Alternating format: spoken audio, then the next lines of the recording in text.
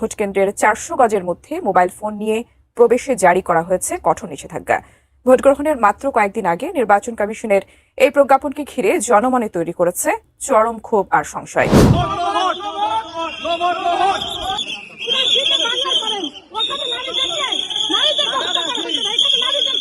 আমি আপনাদেরকে কিছু ছবি দেখাচ্ছি, তারা এলাকায় বিভিন্ন মানুষকে কিভাবে পিটিয়ে পিটিয়ে তারা স্বীকারোক্তি আদায় করেছে। নির্বাচনের একেবারে শেষ বেলায় মুঠোফোন নিয়ে উত্তেজনা তৈরি হয়েছে। নির্বাচন কমিশন বলেছে যে ভোট কেন্দ্রের 400 গজ ব্যাসার্ধের মধ্যে কোনো ফোন নিয়ে যাওয়া যাবে না। এখন প্রশ্ন হচ্ছে, দেখেন সেই যে সরকারের একেবারে প্রস্তুত বাহিনী সাদিক কায়েম, হাসনাত আব্দুল্লাহ, সার্জিস আলম, নাহিদ ইসলাম এবং জামায়াতের আমির তাদের শীর্ষ নেতা হিসেবে এরা আলটিমেটাম দিয়ে দিয়েছেন। তারা বলেছেন নির্বাচন কমিশন এক্ষুনি সিদ্ধান্ত প্রত্যাহার না করলে ইসি ঘেরাও করবেন। এই যে একটা আন্দোলনের হুমকি দেওয়ার পরিস্থিতি, সরকার এমন একটা অবস্থা করতে দিল কেন? কেউ যদি মনে করে মার্কার উপর চড়ে নির্বাচনের তরিপার হবে, সেটা হওয়ার কোনো সুযোগ নাই। ভোটকেন্দ্রে সাংবাদিকদের প্রবেশ নিষিদ্ধের সিদ্ধান্ত নিয়ে এবার মুখ খুলেছেন বিএনপির সাবেক নেত্রী ব্যারিস্টার রুমিন ফারহানা। নির্বাচনের মাত্র কয়েকদিন আগে নির্বাচন কমিশনের এমন সিদ্ধান্তে জনমনে তৈরি হয়েছে তীব্র ক্ষোভ ও নানা প্রশ্ন। শুধু তাই নয়, এই সিদ্ধান্তের প্রতিবাদ জানিয়েছে এনসিপির নেতাকর্মীরাও। তাহলে এই ইস্যুতে ব্যারিস্টার রুমিন ফারহানা কি বলছেন? কেনই বা নির্বাচন কমিশন এমন সিদ্ধান্ত নিল? পুরো বিষয়টি ধারাবাহিকভাবে জানতে প্রতিবেদনের বাকি অংশটি দেখুন। সারা দেশে জাতীয় নির্বাচন ও গণভোট নিয়ে যখন সাজ রব, ঠিক সেই সময় নির্বাচন কমিশনের সিদ্ধান্ত, নির্দিষ্ট দায়িত্বপ্রাপ্ত কর্মকর্তা ছাড়া কেউ মোবাইল ফোন নিয়ে ভোটকেন্দ্রের 400 গজের ভেতরে প্রবেশ করতে পারবেন না। নির্বাচন কমিশন প্রকাশিত মোবাইল ফোন নিয়ে ভোটকেন্দ্রে প্রবেশের বিধিনিষেধ অনুযায়ী শুধুমাত্র দায়িত্বপ্রাপ্ত প্রিজাইডিং অফিসার, পুলিশ ইনচার্জ ও ভোটকেন্দ্রের দায়িত্বপ্রাপ্ত আরও 2 জন মোবাইল ফোন নিয়ে ভোটকেন্দ্রে প্রবেশ করতে পারবেন। ইসির এই সিদ্ধান্ত প্রকাশ্যে আসার পর থেকেই চারদিকে বইছে সমালোচনার ঝড়। সামাজিক যোগাযোগ মাধ্যমে নেটিজেন থেকে শুরু করে বিশিষ্টজনরা এই পদক্ষেপকে অবাধ ও নিরপেক্ষ নির্বাচনের অন্তরা হিসেবে দেখছেন। ডাকসু ভিপি সাদিক কায়েম তার এক পোস্টে এই সিদ্ধান্তকে ষড়যন্ত্র হিসেবে অভিহিত করে লিখেছেন, ভোটকেন্দ্রে বিএনসিসি প্রত্যাহারের পর এবার মোবাইল নিষিদ্ধের ষড়যন্ত্র বাস্তবায়িত হলো। কার ইশারায়, কার প্রভাবে নির্বাচন কমিশন এই সিদ্ধান্ত নিল? ভোটকেন্দ্রে 400 গজের মধ্যে মোবাইল ফোন নিষিদ্ধের অর্থ হলো সবাইকে নিজের মোবাইল ঘরে রেখে যেতে হবে। এমনকি কোনো মজো সাংবাদিক বা সিটিজেন জার্নালিজমও অ্যালাউড না। অর্থাৎ ভোটকেন্দ্র এলাকায় যে কোনো অনাকাঙ্ক্ষিত ঘটনা ঘটলে তার কোনো তথ্য, ফুটেজ স্বয়ং ভুক্তভোগীর কাছেও থাকবে না। তিনি আরো বলেন, দেশের নাগরিকের তথ্য পাওয়ার অধিকার কেড়ে নেওয়ার জন্য কিংবা কোনো গোষ্ঠীর পারপাস সার্ভ করার জন্য ইলেকশন কমিশন গঠিত হয় নাই। ইলেকশন কমিশন গঠিত হয়েছে একটি ফ্রি, ফেয়ার এবং নিরাপদ নির্বাচনী পরিবেশ নিশ্চিত করার জন্য। আমরা স্পষ্ট ভাষায় বলতে চাই, অনতিবিলম্বে নির্বাচন কমিশনকে এই সিদ্ধান্ত বাতিল করতে হবে।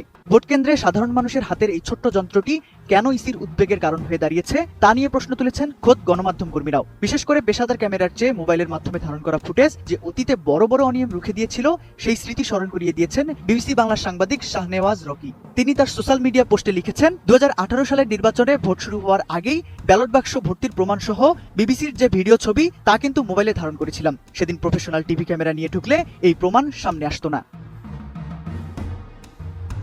কেবল নিরাপত্তা বা অনিয়ম নয়, সাধারণ ভোটারদের ব্যবহারিক জীবনের বাস্তবতাও এই সিদ্ধান্তের ফলে চরম চ্যালেঞ্জের মুখে পড়েছে। বিশ্ববিদ্যালয়ের শিক্ষক ও লেখক আমিনুল ইসলাম এই বিধিনিষেধের কার্যকারিতা নিয়ে লিখেছেন, এই যুগে মোবাইল ফোন বাসায় রেখে কি কেউ চলাফেরা করে? তাহলে ভোটাররা মোবাইল কোথায় রেখে যাবে? আর ভোট কেন্দ্রের মোবাইল নিয়ে গেলে নির্বাচন কমিশনের সমস্যা কোথায়? এটা কি বিসিএস পরীক্ষা নাকি ম্যাট্রিক পরীক্ষা? এমনিতেই মানুষজন ভোট দিতে যেতে চায় না, আর আপনারা বলছেন মোবাইল ফোন রেখে ভোট কেন্দ্রে যেতে। তাহলে ভোটাররা ভোট দিতে যাবে কেন? 17 বছর পর হতে যাওয়া এই নির্বাচনে সিসিটিভি এবং বডি ক্যামেরার অপর্যাপ্ততা নিয়ে আগে থেকেই বিতর্ক ছিল। তার উপর মোবাইল ফোনের এই নিষেধাজ্ঞা, স্বচ্ছতা ও জবাবদিহিতা নিয়ে প্রশ্ন উঠেছে বিভিন্ন মহলে। ডিজিটাল বাংলাদেশের এই সময়ে নির্বাচনকে কেন এমন অ্যানালগ পদ্ধতির বিধিনিষেধের বেড়াজালে আবদ্ধ করা হচ্ছে তা নিয়ে জনমনে এখন গভীর সংশয়। আমাদের কি মার্কা? মার্কা আছে? কোনটা মার্কা? কেউ যদি মনে করে মার্কার উপর চড়ে নির্বাচনের তরিপার হবে, সেটা হওয়ার কোনো সুযোগ নাই। প্রিয় ভাইরা আমার, আগামী 12 তারিখ আমাদের কি মার্কা? মার্কা আছে? কোনটা মার্কা? সবার প্রিয় ইনশাআল্লাহ। আপনারা 5 বছর পর পর ভোট দিয়েছেন, প্রতিনিধি নির্বাচন করেছেন। একজন যোগ্য অভিভাবক যদি আপনার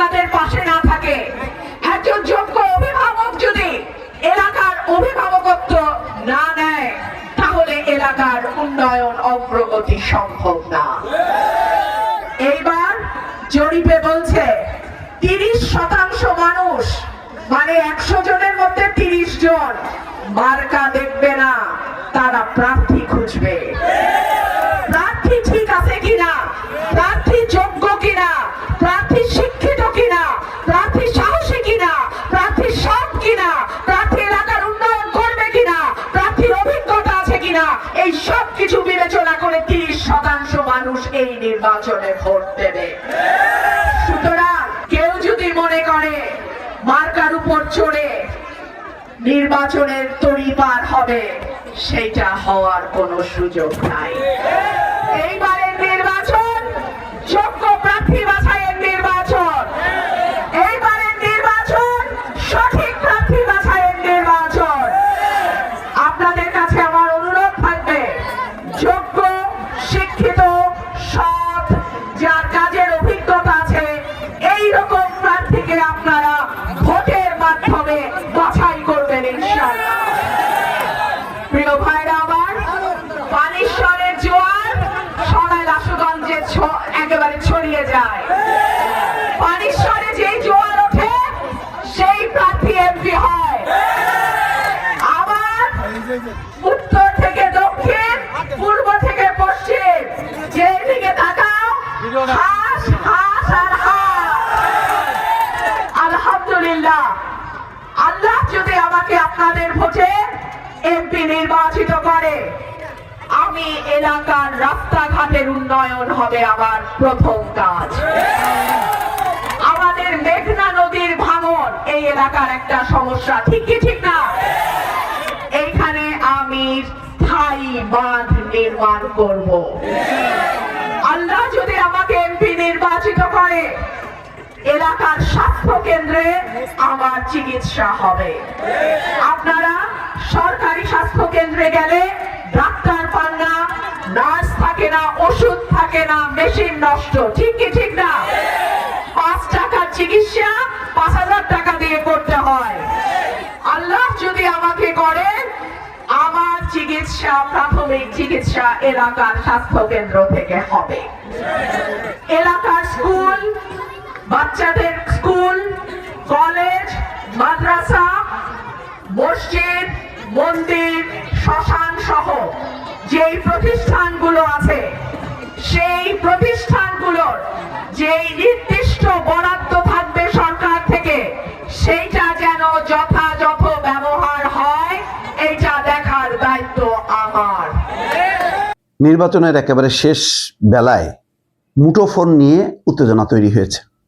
নির্বাচন কমিশন বলেছে যে ভোট কেন্দ্রের 400 গজ ব্যাসার্ধের মধ্যে কোনো ফোন নিয়ে যাওয়া যাবে না। সাধারণ ভোটারদের ভোট কেন্দ্রে যাওয়ার ক্ষেত্রে নিষেধাজ্ঞা থাকলেও 3 ধরনের ব্যক্তি মুঠোফোন নিয়ে যেতে পারবেন। তারা হলেন প্রিজাইডিং অফিসার, ভোট কেন্দ্রের দায়িত্বপ্রাপ্ত পুলিশ ইনচার্জ এবং ভোট কেন্দ্রের দায়িত্বপ্রাপ্ত নির্বাচন সুরক্ষা 2026 অ্যাপ ব্যবহারকারী আনসার এবং বিটিপির 2 সদস্য। এটা নিয়ে একটা তীব্র প্রতিক্রিয়া হয়েছে। জামাত, এনসিপি প্রতিক্রিয়া দেখেছে এরকম যে নির্বাচন কমিশন আজকের মধ্যে যদি এটা প্রত্যাহার না করা হয় এই সিদ্ধান্ত, তাহলে ঘেরাও করা হবে। মোহাম্মদপুরে 11 দলের নির্বাচনী জনসভা চলাকালে এই হুঁশিয়ারি দেন তিনি।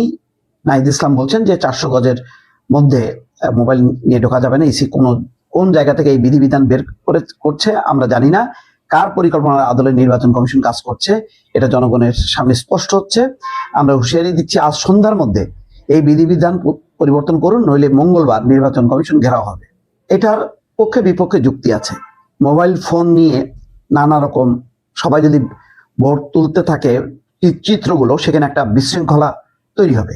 সবার হাতে হাতে ফোন, মনে করেন কেন্দ্রের মধ্যে প্রায় 200-300 ভোটার, তো 200-300 ভোটার যদি মোবাইল দিয়ে ভিডিও করতে থাকে এবং ওই ভিডিওগুলি কোনো কারণে যদি টেম্পারিং করা হয়, কোনো কারণে, আমি বলছি যে নানা রকমে আছে, তো একই জিনিস ভিডিওটা উল্টায় পাল্টায় একভাবে দেখায়, যদি লাইভ ছেড়ে দেয় সাথে সাথে একটা আইন শৃঙ্খলা জনিত একটা পরিস্থিতি তৈরি হবে।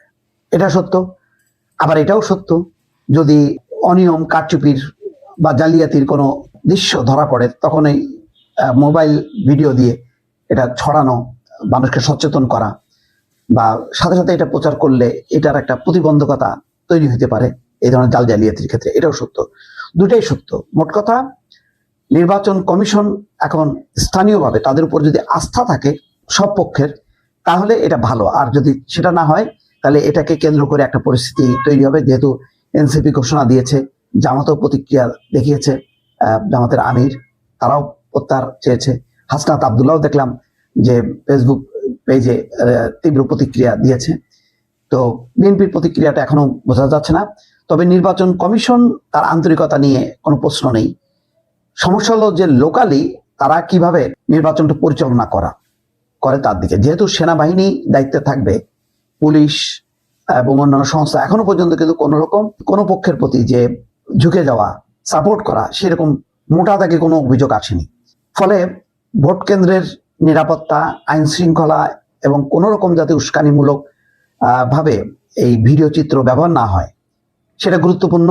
আবার যদি সেরকম হয়, তাহলে এটা প্রতিরোধের ক্ষেত্রেও মোবাইল একটা কার্যকর একটা সুরক্ষা, যে সবার হাতে ফোন থাকলে সবাই সতর্ক থাকবে। তো সব মিলায় একটা মিশ্র প্রতিক্রিয়ার মধ্যে সব রাজনৈতিক দলের অবস্থানটা কি, এটা গুরুত্বপূর্ণ। নির্বাচন কমিশন আসলে এই গুরুত্বপূর্ণ বিষয়টা রাজনৈতিক দলগুলোর সঙ্গে পরামর্শ করা দরকার ছিল, যে আমরা এই কারণে, যদিও তাদের এখতিয়ার আছে, কিন্তু যেহেতু গুরুত্বপূর্ণ বিষয়, সন্দেহ বিশ্বাসের ব্যাপার আছে, সুতরাং এটা আলোচনা করলে মনে হয় ভালো হতো। দর্শক,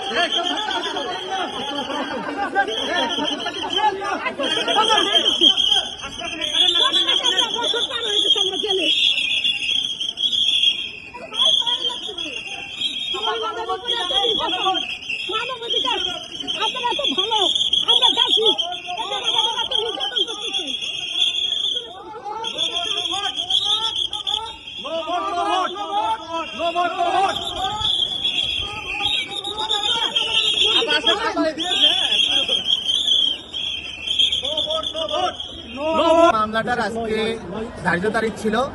এই মামলাটা ধার্য তারিখ থাকা সত্ত্বেও বিজ্ঞ আদালত আজকে কোর্টে উপস্থিত না থাকার কারণে আজকে চার্জের জন্য আগামী 2-3-2026 তারিখে দিন ধার্য রাখছে এবং সকল আসামিদের কোর্ট না থাকা সত্ত্বেও এই কোর্টে উপস্থাপন করা হয়।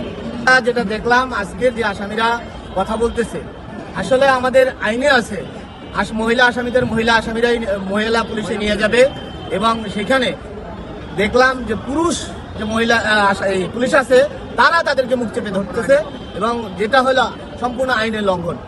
কারণ এই পর্যন্ত আমার জানা মতে এই বিষয়টা আসামিরা ক্লিয়ার করে নাই, তারা আদৌ ভোট দিতে পারছে কিনা, ভোট ব্যালট পেয়েছে কিনা।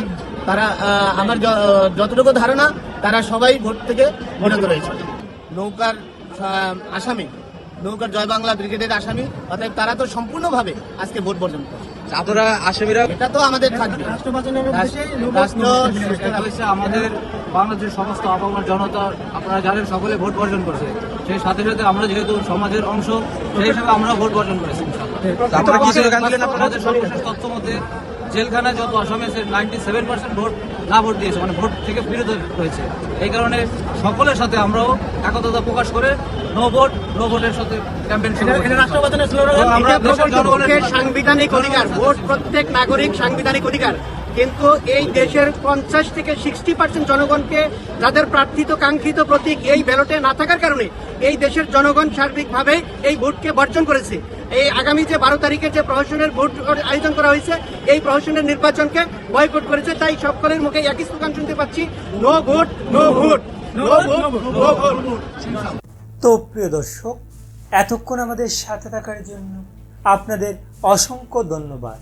আর হ্যাঁ, আসন্ন জাতীয় সংসদ নির্বাচনে সাংবাদিক এবং জনসাধারণকে মোবাইল নেওয়ার নিষেধাজ্ঞার বিষয়টি নিয়ে আপনাদের কি বক্তব্য, তা অবশ্যই আমাদের কমেন্ট করে কমেন্ট বক্সে জানাতে ভুলবেন না। আর হ্যাঁ, আপনি যদি আমাদের এই চ্যানেলে নতুন দর্শক হয়ে থাকেন, তাহলে অবশ্যই চ্যানেলটি সাবস্ক্রাইব করে বেল বাটনটি অন করে রাখবেন। আজকের মতো এখানে বিদায় নিচ্ছি, দেখা হচ্ছে পরবর্তী কোনো একটি ভিডিওতে। ভালো থাকবেন সবাই, ধন্যবাদ সবাইকে।